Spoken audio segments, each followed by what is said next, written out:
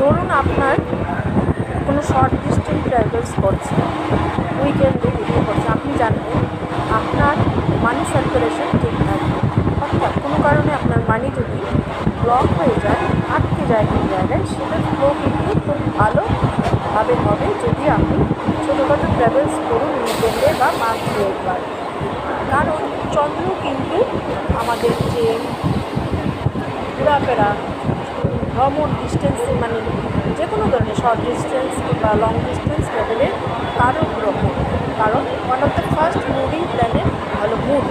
সেই কারণে আপনি যত মুভ করবেন, ছোটোখাটো ট্রাভেলস করবেন, আপনার চন্দ্র ভালো হবে, আপনার মন ভালো থাকবে, ডিপ্রেশন, অ্যাংজাইটি দূর হবে, পাশাপাশি আপনার মানি ফ্লো ভালো থাকবে, আপনার টাকার সার্কুলেশন খুব ভালো হবে।